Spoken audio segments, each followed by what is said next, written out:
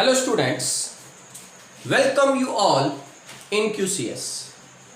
और QCS में आज का लेक्चर कोऑर्डिनेशन कंपाउंड यूनिट्स पर बेस्ड है। कोऑर्डिनेशन कंपाउंड से मैं एक ऐसा टॉपिक लेकर के आया हूं जो 101% CBSE बोर्ड के अंदर पूछा जाता है। 2 मार्क्स में ये टॉपिक पूछा जाता है और इस टॉपिक का नाम है नॉमेनक्लेचर ऑफ कोऑर्डिनेशन कंपाउंड्स। बिल्कुल सही समझे आप, कोऑर्डिनेशन कंपाउंड के अंदर से भी नॉमेनक्लेचर पूछा जाता है कोऑर्डिनेशन कंपाउंड्स का। आज का जो टॉपिक है वो आपकी यूनिट 9th कोऑर्डिनेशन कंपाउंड का टॉपिक है, जिसमें मैं आपको रूल्स बताऊंगा नॉमेनक्लेचर करने के लिए। कोऑर्डिनेशन कंपाउंड के फॉर्मूलेस को आप किस तरीके से रिप्रेजेंट करेंगे। ये लेक्चर कंटेन कर रहा है वो कोऑर्डिनेशन कंपाउंड जिनको आपने फॉर्मूलेटिकली बनाना है, मतलब आपको थ्योरेटिकली उनका नाम दे रखा होगा और आपसे पूछा जाएगा कि इसको फॉर्मूले में कन्वर्ट कीजिए। एक और कोऑर्डिनेशन कंपाउंड का नॉमेनक्लेचर होता है जिसमें आपको कंपाउंड दे रखा होता है, उसका नाम लिख के बताना होता है। ये 2 तरह के रूल्स हैं। इस लेक्चर में मैं आपको पहले रूल्स बता रहा हूं, नाम से फॉर्मूले को आप किस तरीके से बनाएंगे। राइट स्टूडेंट्स, मैं यहां पर एक एक रूल को एक्सप्लेन करूंगा, एक एग्जाम्पल लेकर के, एग्जाम्पल के साथ साथ रूल्स को मैं एक्सप्लेन करने वाला हूं। कौन से रूल्स की बात कर रहा हूं मैं? जो आपको फॉर्मूले में दे रखा होगा उस फॉर्मूले को आपको बनाना है, मतलब आपको थ्योरेटिकल वर्ड दे रखा होगा, उसको फॉर्मूले में या कोऑर्डिनेशन कंपाउंड में आपको रिप्रेजेंट करके दिखाना है कि ये किस तरीके से रिप्रेजेंट होगा। ऑलराइट स्टूडेंट्स, तो हम स्टार्ट करते हैं। आज का जो लेक्चर है वो यूनिट कोऑर्डिनेशन कंपाउंड से है और कोऑर्डिनेशन कंपाउंड में हम टॉपिक कर रहे हैं नॉमेनक्लेचर ऑफ कोऑर्डिनेशन फॉर्मूलाज, मतलब हम कोऑर्डिनेशन फॉर्मूला बनाएंगे, कोऑर्डिनेशन कंपाउंड के नाम से कोऑर्डिनेशन फॉर्मूला बनाएंगे। तो उसी के ये रूल्स हैं और वो रूल्स क्या हैं ये आप देख लीजिए। मैं यहां पर एग्जांपल लेकर के आपको एक एक रूल को रिप्रेजेंट करने वाला हूं। राइट, तो सबसे पहले हम टॉपिक स्टार्ट करते हैं और टॉपिक का नाम है rules for nomenclature of mononuclear. Mononuclear का मतलब होता है कि एक ही न्यूक्लियस होना चाहिए, या ऐसे कंपाउंड जिनमें एक ही सेंट्रल मेटल एटम होता है उन्हें हम क्या बोलते हैं? मोनोन्यूक्लियर कोऑर्डिनेशन एंटिटीज बोलते हैं। इससे पहले लेक्चर में मैं आपको बहुत अच्छे से एक्सप्लेन कर चुका हूं कि कोऑर्डिनेशन एंटिटी किसे कहते हैं। वो स्क्वायर ब्रैकेट जिसके अंदर central metal atom alphabetically order में लिगेंड्स के साथ कोऑर्डिनेट बॉन्ड के थ्रू जुड़ा हुआ होता है, उस पूरे स्क्वायर ब्रैकेट को आप क्या बोलते हो? कोऑर्डिनेशन एंटिटी बोल सकते हो, या वो क्या होता है? कोऑर्डिनेशन स्फीयर या कोऑर्डिनेशन एंटिटी कहलाता है। तो हम यहां पर एक्सप्लेन करेंगे आज आपको रूल्स के बारे में। कौन से रूल्स के बारे में? आपको किसी भी कोऑर्डिनेशन कंपाउंड का नाम दे रखा होगा, आपको उस नाम से क्या बनाना है? फॉर्मूला बनाना है। मैं एक एग्जांपल ले लेता हूं कोऑर्डिनेशन कंपाउंड का, और वो मैं एग्जांपल ले रहा हूं आपके सामने हेक्सामाइन कोबाल्ट। एग्जांपल ले रहा हूं स्टूडेंट्स, देखिए एग्जांपल दे रखा है आपको हेक्सामाइन कोबाल्ट, और कोबाल्ट के बाद पेरेंथेसिस में रोमन में 3 लिखा हुआ है और फिर लिखा हुआ है क्लोराइड। राइट, ये आपका कंपाउंड का नाम दे रखा है। अब आपको क्या करना है? इस नाम से आपको क्या बनाना है? कंपाउंड रिप्रेजेंट करके दिखाना है कि उसका फॉर्मूला क्या होगा। तो इसके कुछ 6 रूल्स हैं, वो रूल्स मैं बहुत इजी तरीके से आपको समझाने वाला हूं। आप इस लेक्चर के अंदर आज इसको फॉर्मूले में कन्वर्ट करना सीख के जाएंगे यहां से। Is it clear? तो स्टार्ट करते हैं हम पहले रूल से। सबसे पहले मैं रूल्स की बात नहीं करता हूं, मैं सबसे पहले इसी की बात करता हूं। यहां पर आपको सबसे पहले ढूंढना पड़ेगा कि इस नाम के अंदर सेंट्रल मेटल एटम कौन सा है। क्या सेंट्रल मेटल एटम इस नाम के अंदर कौन सा है, उसको ढूंढने का मैं आपको एक इजी तरीका बताता हूं। वो इजी तरीका ये है कि जहां भी ये रोमन में काउंटिंग लिखी हुई हो, आप देखिए उस काउंटिंग से पहले जो लिखा हुआ होगा, क्या लिखा हुआ है यहां पर? कोबाल्ट लिखा हुआ है। ये कोबाल्ट ही तो सेंट्रल मेटल एटम है। बहुत आसान है ना? आपको इस नाम में से सबसे पहले सेंट्रल मेटल एटम को ढूंढना है, और उसको ढूंढने का मैंने आपको इजी तरीका बता दिया कि आप देखिए हर ऐसे कंपाउंड के अंदर आपको रोमन में काउंटिंग लिखी हुई मिलेगी। कुछ भी हो, 0 होगा तो 0 भी मिलेगा लिखा हुआ, 1 होगा तो 1, 2 है तो 2, 3 है तो 3, 4 है तो 4। रोमन में ही ये जो पेरेंथेसिस के अंदर आपको काउंटिंग लिखी हुई मिलेगी, ये आपको अंडरस्टूड करती है कि इस काउंटिंग से पहले जो लिखा हुआ है ना, वही क्या है? आपका सेंट्रल मेटल एटम है। तो पहला रूल आपका यही कहता है। रूल क्या कहता है कि सबसे पहले सेंट्रल एटम को ही लिखेंगे आप। कैसे? उससे भी पहले आपको क्या करना है? सबसे पहले आपको स्क्वायर ब्रैकेट स्टार्ट करना है। क्या करना है? स्क्वायर ब्रैकेट स्टार्ट करना है। और स्क्वायर ब्रैकेट स्टार्ट करने के बाद पहला रूल कहता है कि सबसे पहले आप सेंट्रल एटम को ही लिखेंगे यहां पर उसके सिंबल में। और ये मेटल कौन सा है? कोबाल्ट। और कोबाल्ट का सिंबल क्या होता है स्टूडेंट्स? कोबाल्ट का सिंबल होता है CO। लिख दिया, पहला रूल खत्म। Is it clear? अब आ जाइए आगे। इसके बाद अब आइए आप स्टार्टिंग से, यहां से जब आप सेंट्रल मेटल एटम इंट्रोड्यूस कर लेते हैं ना, एक बार जब आपको पता लग जाता है कि सेंट्रल मेटल एटम ये है, किससे? रोमन की काउंटिंग से पहले जो लिखा होता है वो सेंट्रल मेटल एटम होता है। जब आपको ये पता लग जाए तो सबसे पहले तो स्क्वायर ब्रैकेट के बाद आप क्या लिखेंगे? सेंट्रल मेटल एटम लिखेंगे। लिख दिया। उसके बाद आप कुछ नहीं देखेंगे, सीधा आएंगे नेम के स्टार्टिंग में, और स्टार्टिंग से जो भी कुछ आपको दे रखा है वो सब क्या दे रखा है? आपको लिगेंड्स दे रखे हैं अल्फाबेटिकली ऑर्डर में, और उनके आगे कुछ प्रीफिक्स लगे हुए हैं। जैसे यहां लगा हुआ है हेक्साअमाइन। क्या लगा हुआ है? हेक्साअमाइन। तो अब यहां से सभी को लिखना स्टार्ट करेंगे। मेटल लिखने के बाद लिगेंड्स को लिखना स्टार्ट करेंगे अल्फाबेटिकल ऑर्डर के अंदर। दूसरा रूल यही कहता है आपको कि फिर आप क्या करेंगे? Ligands are then listed in alphabetical order. पहले जब आप सेंट्रल मेटल एटम लिख देंगे तो उसके बाद लिगेंड्स को लिखेंगे अल्फाबेटिकली ऑर्डर के अंदर, और लिगेंड्स का भी क्या लिखेंगे? लिगेंड्स का सिंबल लिखेंगे अल्फाबेटिकली ऑर्डर के अंदर। जैसे कि यहां पर आपको क्या दे रखा है? यहां दे रखा है हेक्साअमाइन, और मैंने आपको नोट्स के अंदर बता रखा है एमाइन किसे बोलते हैं? NH3 को बोलते हैं। और यहां पर क्या बोला गया? हेक्साअमाइन। तो आप कैसे लिखेंगे इसको? आप लिखेंगे NH3 का होल 6। कैसे लिखेंगे? NH3 का होल 6। अब मैं NH3 जो मेरा लिगेंड है, इस लिगेंड को मैंने पेरेंथेसिस के अंदर बंद किया। ये भी एक रूल है। वो रूल आपको कहां मिलेगा? वो रूल आपको मिलेगा यहां पर, ये वाला 5th रूल। राइट? अब देखिए ये 5th रूल क्या है, उससे पहले मैं आपको 3rd रूल बता दें।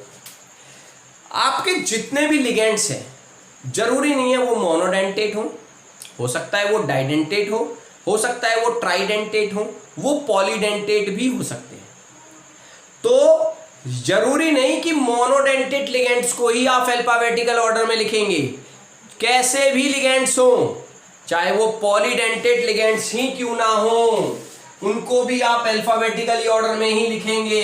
लिखा हुआ है polydentate ligands are also listed alphabetically. Right.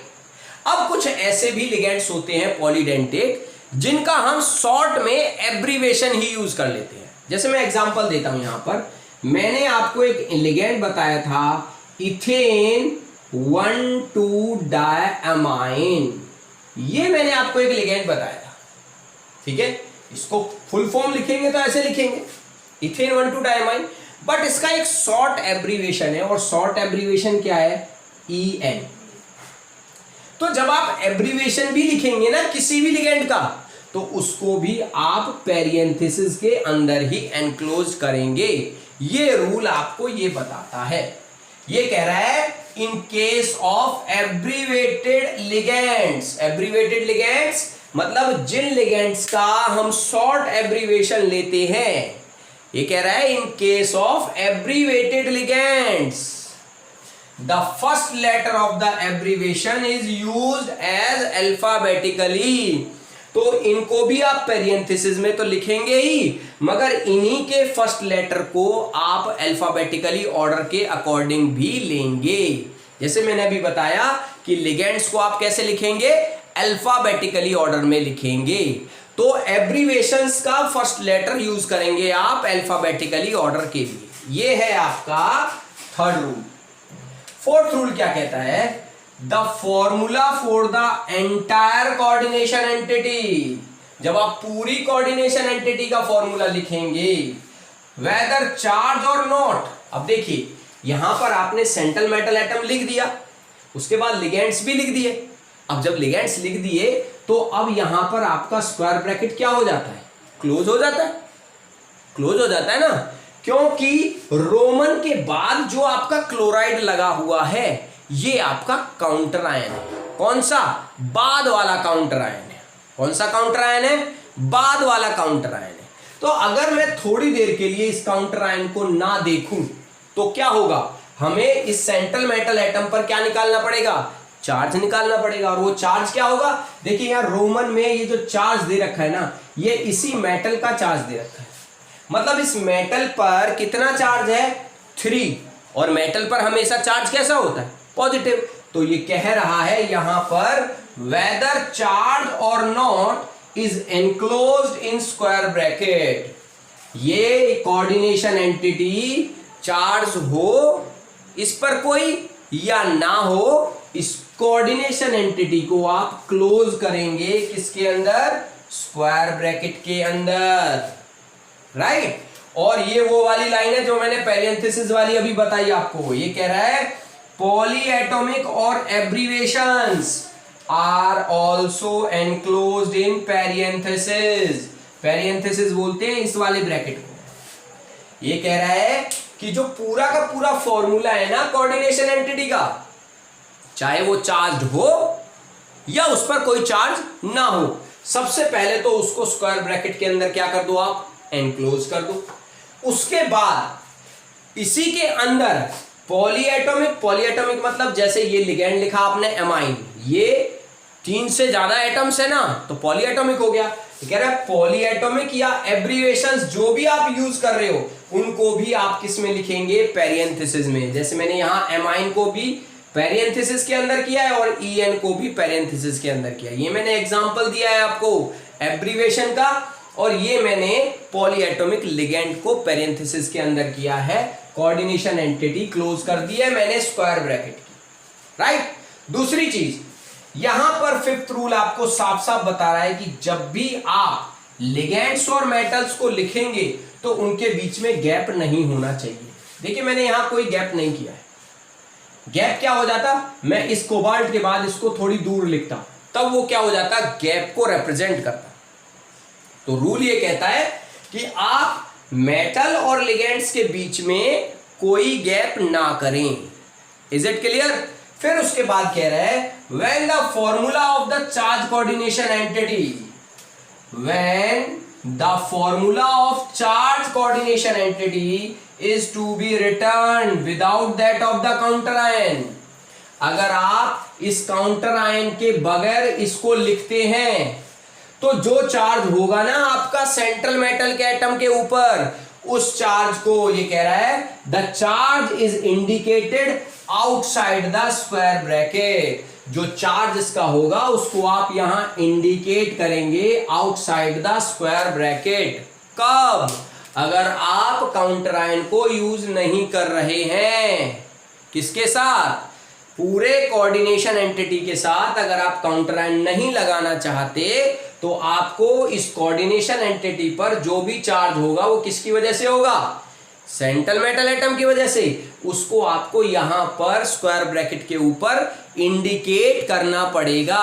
Plus का है तो प्लस के साइन के साथ, माइनस का है तो माइनस के साइन के साथ। बट यहां पर तो हमें काउंटर आयन दे रखा है, और काउंटर आयन कौन सा दे रखा है हमें? काउंटर आयन दे रखा है हमें क्लोराइड, और क्लोराइड का सिंबल होता है Cl। अब देखिए पूरे कोऑर्डिनेशन स्क्वायर ब्रैकेट पर तो 3 पॉजिटिव चार्ज है और यहां Cl पर 1 नेगेटिव होता है, तो चार्ज हमें हमेशा क्या करना होता है? न्यूट्रल करना होता है। ये कोऑर्डिनेशन स्फीयर तो हो गया कैटायन, और ये काउंटर आयन हो गया एनायन। तो कैटायन और एनायन ये आपका, मैंने अभी यहां 6 रूल बताए, आप इसको 7th रूल बना सकते हैं कि जो आपके कैटायंस और एनायंस होते हैं उनका चार्ज आपको क्या करना पड़ेगा? बैलेंस करना पड़ेगा। और यहां पर वो कैसे बैलेंस होगा? देखिए इस पर तो 1 नेगेटिव है और इस पर 3 पॉजिटिव, क्रॉस मल्टीप्लाई कर दो, मतलब आपको क्या करना पड़ेगा? इस 3 पॉजिटिव को हटा दीजिए और यहां पर Cl3 लगा दीजिए। क्या लगा दीजिए? Cl3। ये आपका इस नाम से फॉर्मूला बन जाएगा। किसका फॉर्मूला बन जाएगा? कोऑर्डिनेशन कंपाउंड का फॉर्मूला बन जाएगा। राइट स्टूडेंट्स, तो ये मैंने आपको कुछ 6 रूल्स बताए। अगर आप इन रूल्स को अच्छे से लर्न कर लेंगे या अच्छे से समझ लेंगे तो ऐसा कोई भी एग्जाम्पल आए आपके पास, आप उस एग्जाम्पल का फॉर्मूला इजीली बना सकते हैं। राइट स्टूडेंट्स, मैं आपको एक बार ये रूल्स दोबारा से डिक्टेट कर देता हूं, फिर मैं आपको 1-2 एग्जाम्पल्स और दे दूंगा यहां पर, ताकि ये आपके रूल्स बिल्कुल लर्न हो जाएं अच्छे से और आपको इस तरह के नेमिंग को फॉर्मूले में कन्वर्ट करने में कोई परेशानी ना हो। राइट, तो देखिए हमारे पास एक एग्जाम्पल था हेक्साएमाइन कोबाल्ट 3 क्लोराइड। मैंने आपको बताया कि जब भी आप इस तरह के कोऑर्डिनेशन कंपाउंड के नाम से जब कोऑर्डिनेशन कंपाउंड बनाएंगे फॉर्मूले के अंदर, सबसे पहला रूल आपको क्या फॉलो करना है? स्क्वायर ब्रैकेट स्टार्ट करके सबसे पहले आप सेंट्रल मेटल एटम को लिखेंगे। लिखा हुआ है पहला रूल। फर्स्ट रूल है the central atom is listed first. जैसा कि मैंने यहां लिखा, सेंट्रल एटम क्या है यहां पर? कोबाल्ट। मैंने आपको बताया कि आपको कैसे पता लगेगा कि सेंट्रल एटम कौन सा होता है, तो आप नेमिंग में देखिए जो आपको दे रखी है कि रोमन में काउंटिंग कहाँ दे रखी है। रोमन की काउंटिंग जहां होती है ना, उससे पहला वाला ही सेंट्रल मेटल एटम होता है। जैसे यहां आपको दिख रहा होगा कोबाल्ट, तो मैंने क्या लिखा? स्क्वायर ब्रैकेट स्टार्ट करके सबसे पहले कोबाल्ट का सिंबल लिखा जो होता है CO। राइट, उसके बाद फिर मैं लिगेंड्स पे आ गया। मैंने लिगेंड्स को लिखना स्टार्ट किया अल्फाबेटिकली ऑर्डर में। यहां तो एक ही तरह के लिगेंड्स हैं, वो भी कितने? 6। तो लिखा हुआ क्या है? हेक्साएमाइन। तो मैंने, अगर यहाँ एक से ज़्यादा तरह के लिगेंड्स होते, जैसा कि मैं अभी आपको एग्जाम्पल लेके दिखाऊंगा, तो आप उनको कैसे लिखते? अल्फाबेटिकली ऑर्डर में लिखते। तो यहाँ पर आपको दे रखा है हेक्साएमाइन और एमाइन होता है NH3, तो NH3 का होल 6 मैंने लिख दिया। ये जो अल्फाबेटिकल ऑर्डर है वो आप हर लिगेंड के साथ फॉलो करेंगे, चाहे वो लिगेंड पॉलीडेंटेट लिगेंड हो, चाहे किसी भी लिगेंड का आप एब्रीवेशन लिख रहे हो, तो एब्रीवेशन का भी फर्स्ट लेटर अल्फाबेटिकली ही यूज करेंगे आप। राइट, फिर मैंने 4th रूल आपको बता रखा है कि the formula for the entire coordination entity, चाहे उस पर कोई चार्ज हो या ना हो, उसको आप स्क्वायर ब्रैकेट के अंदर बंद करेंगे। और उस कोऑर्डिनेशन एंटिटी के अंदर जितने भी पॉलीएटॉमिक या एब्रीवेशंस दे रखे हैं ना आपको लिगेंड्स के, उनको भी आप पेरेंथेसिस के अंदर बंद करेंगे। जैसे मैंने NH3 को छोटे ब्रैकेट के अंदर बंद किया है ना, इस छोटे ब्रैकेट को ही हम क्या बोलते हैं, पेरेंथेसिस बोलते हैं। अगर यहाँ पर ट्राई EN होता, मतलब ट्राई इथेन 1,2 डाइएमाइन लिखा होता, तो मैं यहाँ पर छोटे ब्रैकेट के अंदर EN को बंद करता। EN क्या है, एब्रीवेशन है। फिर आपका फिफ्थ रूल कह रहा है कि जब भी आप कोऑर्डिनेशन एंटिटी में सेंट्रल मेटल एटम और लिगेंड्स को लिखेंगे तो वहाँ पर उनके बीच में कोई भी स्पेस नहीं होना चाहिए। और लास्ट रूल आपका कहता है कि when the formula of a charge coordination entity is to be written without that of the counter ion, अगर आप बगैर किसी काउंटर आयन के, क्योंकि मैं आपको बता चुका हूं कि काउंटर आयन आगे भी होता है और पीछे भी, बट एक बार में एक ही काउंटर आयन मिलेगा आपको, या तो पीछे काउंटर आयन मिलेगा या आपको आगे काउंटर आयन मिलेगा। तो जैसा आपको यहां दिख रहा है, यहां कहां है, पीछे दे रखा है ना आपको काउंटर आयन, क्योंकि रोमन के बाद लिखा हुआ है। अगर आगे होता तो ये जो हेक्साएमाइन दिख रहा है ना आपको, इस हेक्सा से भी पहले लिखा हुआ होता वो, अगर आगे काउंटर आयन होता, तो फिर पीछे काउंटर आयन नहीं मिलता आपको।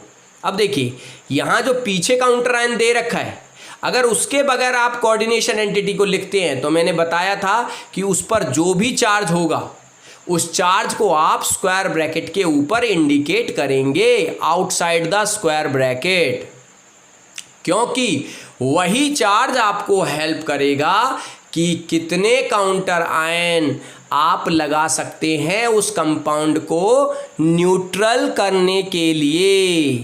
बात समझ में आ गई स्टूडेंट्स? तो ये थे हमारे रूल्स जिनके अकॉर्डिंग हमने कोऑर्डिनेशन फॉर्मूले को कोऑर्डिनेशन कंपाउंड के अंदर क्या किया है, कन्वर्ट किया है या रिप्रेजेंट किया है। मैं अब यहां पर एक और एग्जांपल लेकर के आपको बता देता हूं, और एग्जांपल है मेरे पास, देखिए मैं एक और एग्जांपल ले लेता हूं, इजीली आपको समझ में आ जाएगा। एग्जांपल मेरे को दे रखा है टेट्राएमाइन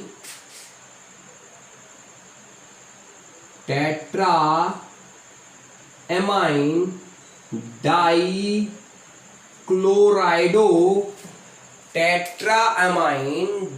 क्लोराइडो क्रोमियम 3 नाइट्रेट। क्या दे रखा है आपको, दे रखा है क्रोमियम 3 और फिर उसके बाद लिखा हुआ है नाइट्रेट, राइट। आपको तो यही रूल फॉलो करने, और इन रूल्स को जब आप फॉलो करेंगे तो उसके लिए मैंने आपको क्या बता रखा है, मैंने आपको बता रखा है कि आप सबसे पहले ढूंढेंगे सेंट्रल मेटल एटम को, और मैंने आपको इजी तरीका बताया सेंट्रल मेटल एटम ढूंढने का। अब देखिए रोमन में काउंटिंग कहां दे रखी है, रोमन में आपको यहां पर दे रखी है काउंटिंग कितनी, 3। इससे पहले क्या दे रखा है आपको, पहले दे रखा है क्रोमियम। मतलब आप स्क्वायर ब्रैकेट स्टार्ट कीजिए और यहां क्या लिखिए, क्रोमियम लिखिए। ये क्रोमियम का सिंबल होता है, लिख दिया हमने क्रोमियम। उसके बाद आप आ जाइए यहां पर स्टार्टिंग में, क्योंकि स्टार्टिंग से आपको इन लिगेंड्स को लिखना है यहां पर अल्फाबेटिकली ऑर्डर में। और सबसे पहले क्या दे रखा है, टेट्राअमाइन। टेट्रा का मतलब होता है 4, और एमाइन कौन सा है, अभी आपने लिखा है ऊपर NH3 का होल 4। क्यों, क्योंकि एमाइन पॉलीएटॉमिक लिगेंड है, न्यूट्रल तो है बट पॉलीएटॉमिक लिगेंड है। तो इसके कितने दे रखे, हमें 4 दे रखे, तो हम क्या करेंगे, NH3 को पेरेंथेसिस के अंदर बंद करके क्या कर देंगे, होल 4 कर देंगे। उसके बाद क्या दे रखा है, डाई क्लोराइडो। क्लोराइडो का मतलब होता है Cl, और Cl तो अकेला एलिमेंट है, 2 दे रखे ना, तो ये हो जाएगा Cl2। अब देखो डाई क्लोराइडो के बाद क्या आ गया, क्रोमियम आ गया। मतलब अब आपको इसे किस में बंद करना है, स्क्वायर ब्रैकेट के अंदर क्लोज करना है। हो गया क्लोज। अब आपको इस पर चार्ज कितना दे रखा है, 3 पॉजिटिव, कितना चार्ज दे रखा है? 3 पॉजिटिव। ये 3 पॉजिटिव किसका चार्ज है ये मैं आपको बता देता हूं। ये 3 पॉजिटिव जो चार्ज है वो इसका चार्ज है +3, सेंट्रल मेटल एटम का। अब ये भी आपको यहां पर देख करके लगाना पड़ेगा। कैसे देख करके लगाना पड़ेगा? जब आप ये वाला चार्ज निकालेंगे तो जैसे आप ऑक्सीडेशन नंबर निकालते हैं ना किसी फॉर्मूले में से किसी एक पर्टिकुलर एलिमेंट का, उसी फॉर्मूले के अकॉर्डिंग आप यहां का ये चार्ज निकालेंगे। इस चार्ज को आप क्या मानेंगे? x मानेंगे। देखिए इस पर तो चार्ज दे रखा है 3, ये है आपका न्यूट्रल, इस पर होता है -1, -1 का मतलब -2 चार्ज हो गया। +3 में से -2 चार्ज जाएगा तो क्या बचेगा? +1। तो यहां आपका आएगा +1 चार्ज। और नाइट्रेट ग्रुप क्या होता है? नाइट्रेट ग्रुप का फॉर्मूला होता है NO3 नेगेटिव। अब देखिए इस पर एक नेगेटिव होगा, इस पर एक पॉजिटिव, क्या हो जाएगा? कैंसल हो जाएगा। क्या हो जाएगा? कैंसल। तो इस नाम से आपका जो फॉर्मूला बनेगा वो फॉर्मूला क्या बनेगा? ये आपका फॉर्मूला बनेगा। राइट स्टूडेंट्स, तो इस तरीके से आपको क्या करना है, जितने भी नेम आपको मिलेंगे कोऑर्डिनेशन कंपाउंड्स के, उन नेम्स को इन 6 रूल्स के अकॉर्डिंग आप किस में कन्वर्ट करेंगे? कोऑर्डिनेशन कंपाउंड के फॉर्मूले में आप उसे कन्वर्ट करेंगे। इन्हीं रूल्स को फॉलो करके आप उन्हें क्या करेंगे? कन्वर्ट करेंगे। अब मैं आपको एक चीज और बता देता हूं। आपको दिक्कत आ रही होगी यहां पर। कहां पर? ये मैं अभी बताता हूं आपको। आपने जब ये लिखा NO2 मैंने लगाया, उससे भी पहले मैंने यहां पर एक चार्ज दिखा रखा था +1। ये चार्ज कैसे निकालते हैं वो मैं आपको बताता हूं। देखिए मेरे पास कंपाउंड क्या है? मेरे पास कंपाउंड था CrNH3 का होल 4 Cl2। यहां मुझे चार्ज निकालना है। ये मैंने क्या मान लिया? x मान लिया। तो ये चार्ज निकालने के लिए हम क्या करते हैं, इस पर आपको चार्ज दे रखा है कितना? +3। फिर आप प्लस का साइन लगाएंगे। ये आपका कौन सा लिगेंड है वो आपको पता होना चाहिए। मैंने आपको नोट्स में बता रखा है। इससे पहले लेक्चर में भी मैंने बताया कि लिगेंड्स 3 तरह के होते हैं, न्यूट्रल भी होते हैं, पॉजिटिव भी होते हैं और नेगेटिव भी होते हैं। ये न्यूट्रल लिगेंड है, मतलब इस पर कोई चार्ज नहीं है। तो चार्ज को हम मल्टीप्लाई कर दे इसकी क्वांटिटी से, फिर प्लस का साइन है। Cl पर एक नेगेटिव चार्ज होता है और उसको मल्टीप्लाई कर दे उसकी क्वांटिटी से, और इक्वल टू करके क्या कर दे? x को रख दे। अब हमारे पास क्या हुआ? ये तो है 3, ये हो जाएगा 0 और ये हो जाएगा -2 इक्वल टू x। अब आप देखेंगे 0 तो खत्म, 3 में से 2 जाएंगे तो क्या बचेगा? +1 इक्वल टू x। कितना बचा? +1 चार्ज। इसीलिए मैंने यहां पर इस कोऑर्डिनेशन एंटिटी पर स्क्वायर ब्रैकेट के ऊपर आउटसाइड मैंने क्या चार्ज रखा? 1। और देखिए एक चीज, हम जब भी कोई फॉर्मूला बनाते हैं, जैसे आपने 9th 10th में फॉर्मूला बनाया होगा, Na पर पॉजिटिव और Cl पर एक नेगेटिव होता है, तो आप क्या करते हैं? इसका एक और इसका भी एक क्रॉस मल्टीप्लाई करके फॉर्मूला बना देते हैं। तो क्या बनता है फॉर्मूला? फॉर्मूला बनता है NaCl। ऐसे ही आप फॉर्मूला क्या बनाते हैं? ऐसे ही आप फॉर्मूला बनाते हैं, जैसे मैंने यहां लिखा कैल्शियम पर 2 पॉजिटिव होता है और Cl पर एक नेगेटिव। तो आप क्या करते हैं? इसका 2 और इसका 1 क्रॉस मल्टीप्लाई करते हैं, तो आपका फॉर्मूला क्या बन जाएगा? CaCl2 calcium chloride. ये आपका फॉर्मूला बनता है। तो ये भी तो आपका कोऑर्डिनेशन कंपाउंड का फॉर्मूला है। वो कैसे बनेगा? वो ऐसे बनेगा, ये तो आपकी कोऑर्डिनेशन एंटिटी हो गई जिस पर चार्ज है +1, और आपका जो पीछे वाला काउंटर आयन है नाइट्रेट, वो क्या होता है? NO3, उस पर क्या चार्ज होता है? -1। जब इसका -1 और इसका +1 एक एक को जब आप क्रॉस मल्टीप्लाई करेंगे तो वो न्यूट्रल हो जाएंगे और आपका कंपाउंड क्या आ जाएगा? यहां आ जाएगा NO3। इसलिए आपका इस फॉर्मूले का ये कंपाउंड बनता है। राइट स्टूडेंट्स, समझ में आ गया होगा आपको बहुत अच्छे से। राइट, हम यहां पर इस तरह के और भी बहुत सारे एग्जाम्पल्स ले सकते हैं। राइट, अब मैं वो एग्जांपल्स, एक एग्जांपल और लेकर के दिखा देता हूं आपको, और वो एग्जांपल क्या ले रहा हूं देखिए जरा, हम एक एग्जांपल और ले लेते हैं।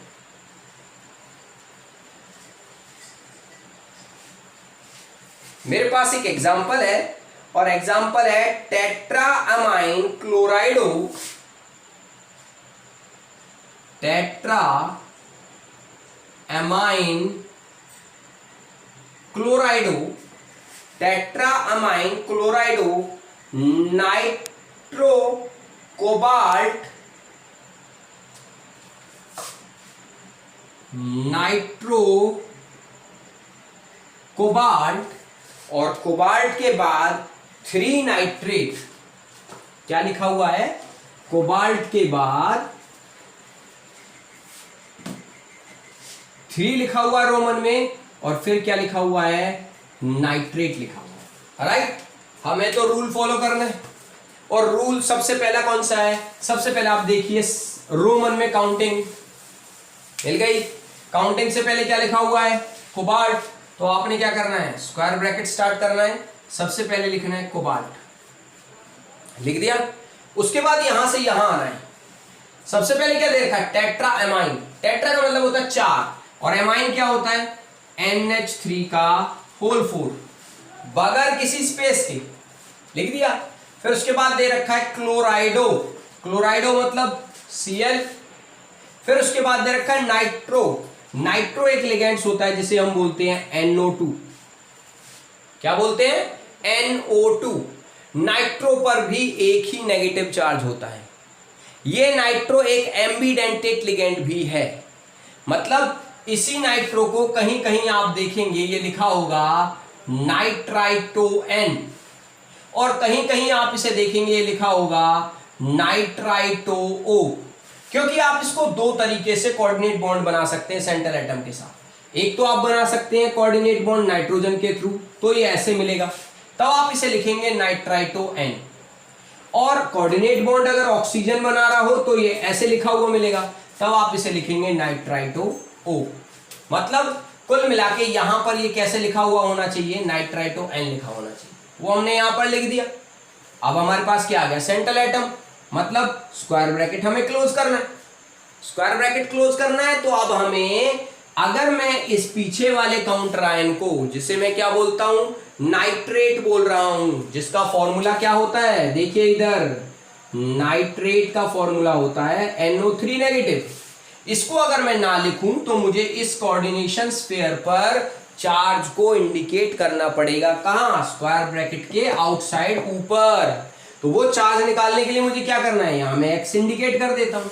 इसका चार्ज कितना दे रखा है? 3, प्लस में ये न्यूट्रल होता है 0 × 4, फिर प्लस में ये -1 × 1, क्योंकि -1 इस पर चार्ज होता है, और क्वांटिटी कितनी इसकी? 1। फिर आ जाओ यहाँ पर, प्लस में इस पर भी -1 चार्ज होता है, और ये भी 1 दे रखा है, और इक्वल टू में क्या है? X। आप देखेंगे यहाँ 3 है, ये 0 हो गया, ये -1 है, ये -1 है, is equal to X, minus minus -2, तो ये आएगा +1 = X। मतलब यहां पर चार्ज क्या आएगा आपका? यहां पर आपका चार्ज आना चाहिए, इसके अकॉर्डिंग चार्ज आएगा आपका यहां पर +1। क्या आएगा? +1। इस पर +1 है और इस पर -1 है, न्यूट्रल हो गया। तो हम क्या कर सकते हैं? यहां पर NO3 लिख सकते हैं। ये आपका इसका फॉर्मूला हो गया कोऑर्डिनेशन कंपाउंड का, जो आपको नाम दे रखा है उसका फॉर्मूला ये हो गया आपके पास। यहाँ पर कोऑर्डिनेशन कंपाउंड में आपको बहुत सारे इस तरह की एग्जाम्पल्स मिल जाएंगे। उन एग्जाम्पल्स को आप करके देखिए, इन रूल्स को फॉलो कीजिए जो रूल्स आपको बताए गए हैं QCS के अंदर, क्योंकि ये रूल्स आपके कोऑर्डिनेशन कंपाउंड को बहुत इजी बना देंगे आपके लिए। आप इजीली इस कोऑर्डिनेशन कंपाउंड यूनिट को कर पाएंगे, मगर उसे करने के लिए आपको कोऑर्डिनेशन कंपाउंड का हर लेक्चर बहुत ध्यान से देखना पड़ेगा, सिर्फ और सिर्फ QCS पर। इससे पहला लेक्चर मैं इंट्रोड्यूस करा चुका हूं आपको, जिसके अंदर मैंने कोऑर्डिनेट बॉन्ड के बारे में, कोऑर्डिनेशन कंपाउंड के बारे में, लिगेंड्स के बारे में फुल डिस्क्रिप्शन आपको दे रखा है। अगर आप ये लेक्चर देख रहे हैं जो अभी रूल्स वाला मैंने दिया है, तो इससे पहला लेक्चर आपके लिए देखना बहुत ज़रूरी बनता है, क्योंकि ये वाला लेक्चर आपको बहुत अच्छे से तभी समझ में आएगा जब इससे पहले लेक्चर्स आप देख लेंगे। और मेरे सारे लेक्चर्स अगर आप देख लेंगे तो कोऑर्डिनेशन कंपाउंड को आप टिप्स पर कर सकते हैं, चाहे वो सीबीएसई बोर्ड का एग्ज़ाम हो, चाहे आपका जेईई मेंस या एडवांस या नीट से भी, कहीं से भी कोई भी क्वेश्चन आएगा कोऑर्डिनेशन कंपाउंड से related, you can do it easily, because आपको क्यूसीएस बहुत इजी तरीके से कोऑर्डिनेशन कंपाउंड करा रहा है ड्यूरिंग द लॉकडाउन पीरियड। क्योंकि आपको पता है ना, schools are close but your studies on QCS, तो अपनी स्टडी QCS पर करते रहिए और QCS चैनल को ज़्यादा से ज़्यादा सब्सक्राइब कराइए, लाइक कीजिए, शेयर कीजिए। Good luck students.